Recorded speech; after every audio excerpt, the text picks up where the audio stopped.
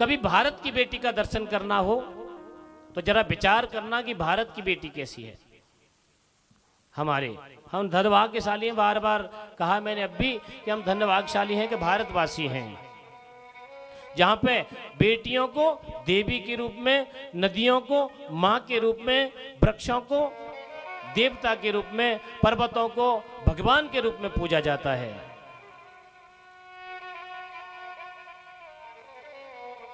ऐसे धन्यभाग्यशाली हम हैं कि भारत भूमि में जन्मे हैं और ठाकुर जी ने अपने अवतार की लीला इसी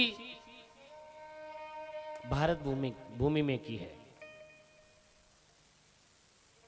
एक भारत की बेटी का आपको दर्शन कराता हूं, जरा 2 मिनट का प्रसंग है, ध्यान देंगे। एक भारत की बेटी है और एक अमेरिका की बेटी है। एक भारत की बेटी है और एक अमेरिका की बेटी है। अचानक भारत की और अमेरिका की बेटी का मिलन हुआ। अमेरिका की बेटी समझ गई, गोरे। आपके यहां प्रसिद्ध कौन चौराया है? कोई चौराया त्रया कोई है?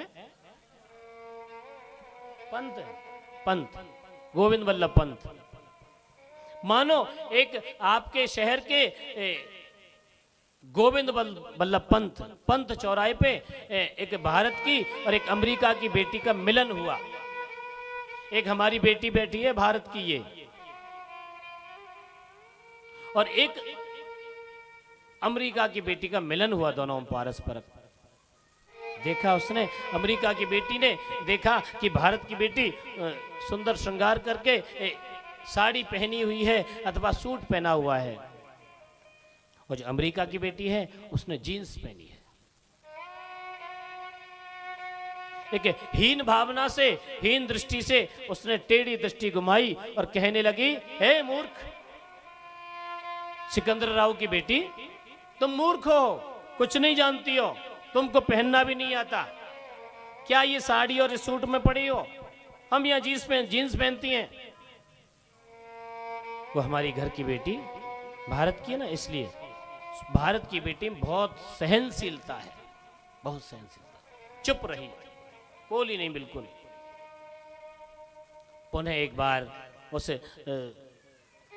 अमेरिका की बेटी ने भारत की बेटी पे व्यंग कसा और कहा कि आपको कपड़े पहनना नहीं आता, आप बहुत पिछड़े स्थान में रह रहे हैं, पिछड़े लोगों में रह रहे हैं, आप कुछ नहीं जानती हो, आपको कपड़े पहनना नहीं आता, अरे आपको स्कूटर चलाना नहीं आता।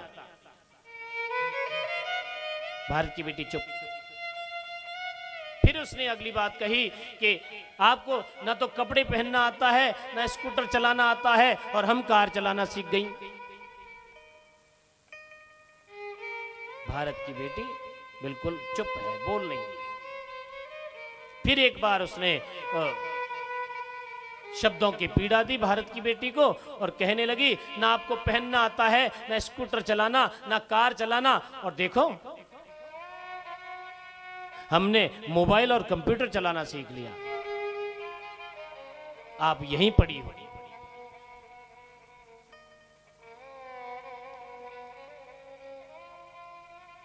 चुप रही, चुप रही।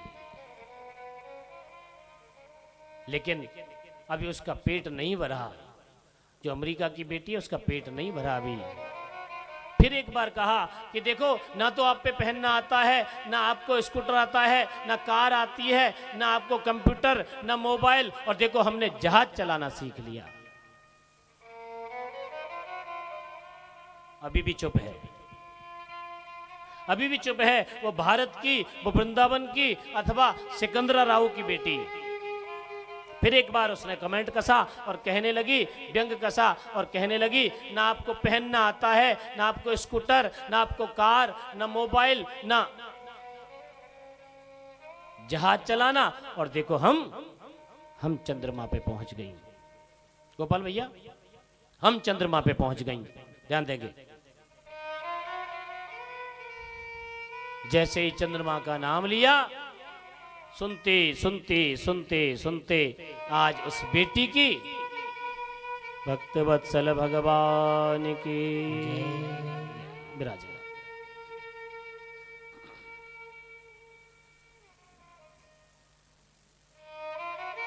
बैठो कन्हैया जी, 2 मिनट बैठो। भारत की बेटी में बहुत बड़ी सहनशीलता है, बहुत बड़ी, क्योंकि हमने संस्कार दिए हैं। जब संस्कार मजबूत नहीं होंगे तो घर बिगड़ेंगे, और घर बिगड़ गया तो गृहस्थ बिगड़ेगा, गृहस्थ बिगड़ा तो जीवन बिगड़ जाएगा, सब बेकार। इसलिए घर में बेटियों को संस्कार दें। और आज क्या हुआ, जो अमेरिका की और भारत की और मैंने आपकी सिकंदराव की बेटी का मिलन हो रहा था, पारस्परिक बातें चल रही थी, वो बार बार उसको पीड़ा दे रही थी, शब्दों के माध्यम से कहने लगी कि ना आपको पहनना आता है, ना कार आती है, ना स्कूटर आता है, ना मोबाइल आता है, ना कंप्यूटर आता है, और हमने जहाज चलाना सीख लिया, प्लेन फ्लाइट। जैसे ही जहाज का नाम लिया, आज रहा नहीं गया उस भारत की, उस वृंदावन की अथवा सिकंदराव की बेटी पे। आज वो जैसे एक ज्वालामुखी फट पड़ता है, आज उसकी वाणी फूट पड़ी और कहने लगी, बहुत देर हो गई आपको कहते कहते, अब बहुत देर हो गई मुझको सुनते सुनते, चुप रहिए, अब जरा मेरी सुनिए। आपने कहा कि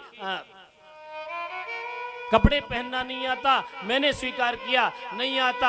आपने कहा कार चलाना नहीं आता, वह भी स्वीकार किया। आपने कहा मोबाइल चलाना नहीं आता, वह भी स्वीकार किया। आपने कहा कंप्यूटर चलाना नहीं आता, वह भी स्वीकार किया। आपने कहा कि आप जहाज चलाना आता है, हम पे नहीं आता, ये भी स्वीकार किया। और आपने कहा कि आप चंद्रमा पे पहुंच गई, ये भी हम स्वीकार करती हैं। लेकिन ध्यान रखना, अमेरिका की बेटी चंद्रमा पे पहुंचती है और भारत की बेटी यमराज के जाकर के सावित्री बन के अपने पति के प्राणों को वापस लाती है। यमराज के यहां से कोई जिंदा नहीं आता। ऐसी भारत की बेटी में शक्ति है कि आपने सब कथाएं सुनी है। सती सावित्री जो अपने पति के प्राणों को वापस लेके आई।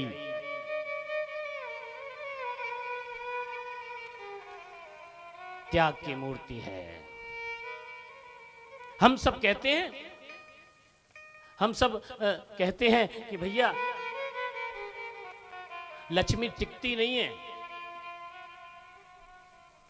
हम सब कहते हैं। ये प्रसंग आप YouTube पे ये प्रसंग भी मिलेगा आपको। जैसे मैंने बताया, वास्तु दोष ऐसे करके बताया, ये भी आप डालेंगे आप कि भारत की बेटी आचार्य राजू भैया, तो पूरा प्रसंग बहुत अच्छे से मिलेगा। हमें जागृति देनी है, हमें जो ड्यूटी दी है उसको निभाने का प्रयास कर रहे हैं। और मैं बार बार कहता हूं कि आप मानो न मानो खुशी आपकी, हम मुसाफिर हैं कल अपने घर जाएंगे। राम का नाम लेकर जो मर जाएंगे, वो अमर नाम दुनिया में कर जाएंगे। इस मंच के माध्यम से, व्यासपीठ के माध्यम से आपको जागृति देने का प्रयास कर रहे हैं। आप मानो मत मानो, आपकी मर्जी।